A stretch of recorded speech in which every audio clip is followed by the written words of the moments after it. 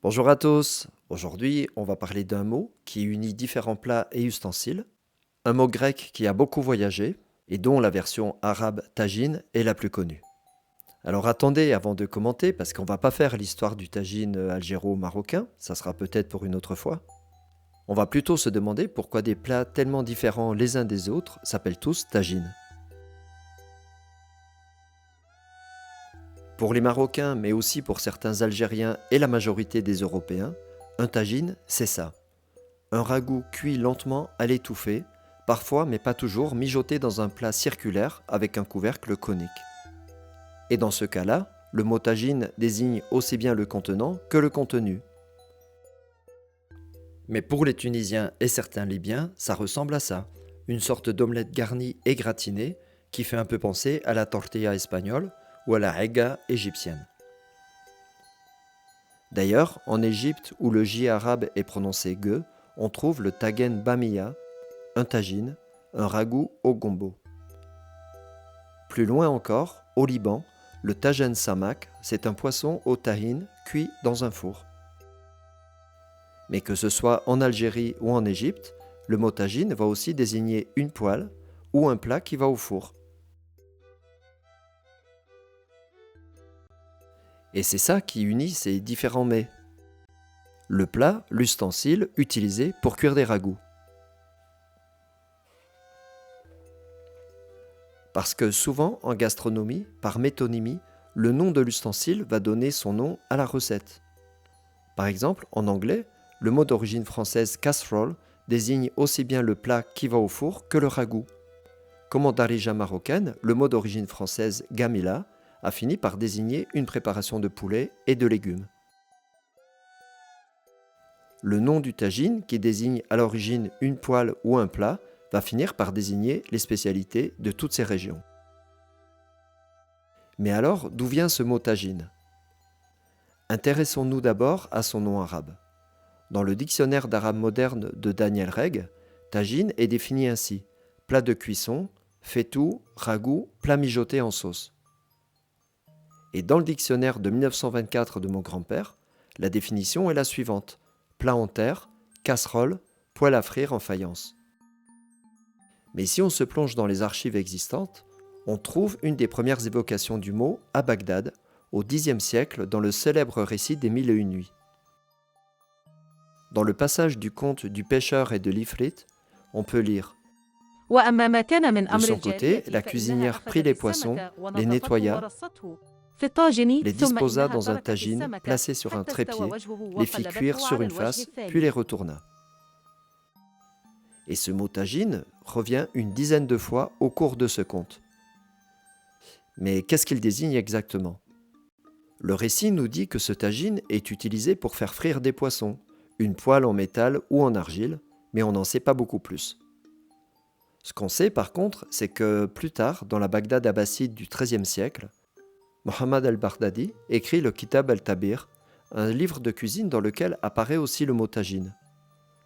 Dans sa recette du Luqmat al-Qadi, un dessert duquel j'avais parlé ici, il recommande de faire frire ces petits beignets dans un dist, un chaudron en cuivre à fond plat, ou dans un tagine qui, pour respecter la recette, lui aussi doit être en métal.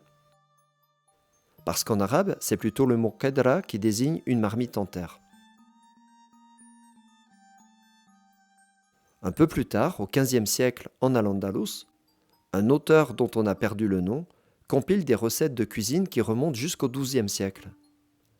Dans cet autre Kitab al-Tabir, le mot tagine revient presque 100 fois.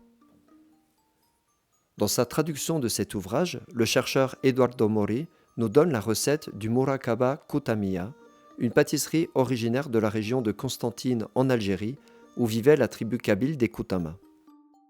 Pour cette recette, le texte conseille l'utilisation d'une poêle en argile nommée hantam. Ce mot arabe hantam est connu depuis l'époque pré-islamique en Arabie, où il désigne une poterie vernissée. C'est un dérivé du mot haltam, qui était aussi utilisé en Al-Andalus et qui a donné l'ancien mot espagnol altamia. Altamia, c'est ça, un bol ou une tasse telle qu'on la voit sur cette peinture, un savoir-faire andalou que l'université d'Almeria tente de conserver et de faire partager la technique de fabrication. Mais dans cette recette de la muraqaba, le texte nous dit que le hantam peut aussi être remplacé par un tagine. Et Eduardo Mori précise qu'ici, hantam désigne une poêle en argile, alors que le tagine désigne plutôt une casserole, elle aussi en argile. Dans une autre des recettes de ce recueil, le tagine est utilisé comme récipient, un plat placé dans un four, et encore plus loin, on trouve la recette du sanhaji. Le sanhaji royal, c'était un ragoût de bœuf auquel on ajoutait entre autres des volailles et des merguez. Le nom de ce plat renvoie au nom de la tribu amazigh des Sanraja, l'autre nom des Znaga, qui sont à l'origine de l'expansion de l'empire almoravide. Et ce plat, le sanhaji, était cuit dans un tagine avec un couvercle. Et ça nous rapproche du tagine tel qu'on le connaît aujourd'hui en Algérie et surtout au Maroc. Mais malgré ça, l'origine de ce mot n'est ni arabe ni berbère, elle est grecque. Les linguistes s'accordent pour dire que les timons, le mot à l'origine de tagine, est le grec ancien tagenon, qui désignait une poêle à frire ou un plat entière cuite. C'est d'ailleurs ce mot qu'on trouve en grec moderne sous la forme tegani. C'est ce mot tagenon qui a essaimé dans tout le bassin méditerranéen pour donner son nom à cette grande variété d'ustensiles et de plats. Et pas simplement dans le monde arabo-berbère. En Italie aussi. Le jour de Pâques, dans la ville sicilienne d'Aragona, on prépare une recette de pâtes au four appelée taganou ou teganou, qui est le nom du plat dans lequel on les fait cuire. Toujours en Sicile, à Cefalo, on utilise un plat en argile appelé taianou, dans lequel on prépare une recette de pâtes, la pasta a taianou. Et d'après certains chercheurs, c'est le même mot qu'on retrouve en Provence dans le tian, lui qui désigne aussi bien un plat que le récipient dans lequel on le fait cuire. Alors évidemment, ça ne remet nullement en cause l'origine berbère des tagines qu'on trouve aujourd'hui en Afrique du Nord, ni l'origine égyptienne ou lévantine des tagènes ou des tagènes. C'est juste que ce mot est venu s'imposer depuis la Grèce pour renommer des choses qui existaient certainement déjà. Parce que retracer l'histoire du mot tagine, c'est montrer comment il s'est incrusté dans nos cuisines, ignorant les débats sur l'appropriation culturelle, les frontières des empires, des religions et des langues. Ce terme nous rappelle une réalité anthropologique souvent oubliée. La Méditerranée ne sépare pas les mondes, elle les relie. N'hésitez pas à partager vos propres analyses en commentaire, tout en restant dans le respect de l'histoire et des autres. Likez et partagez cette vidéo, et on se retrouve bientôt pour une autre plongée dans les archives d'Al-Andalus et de la Méditerranée. Hasta luego!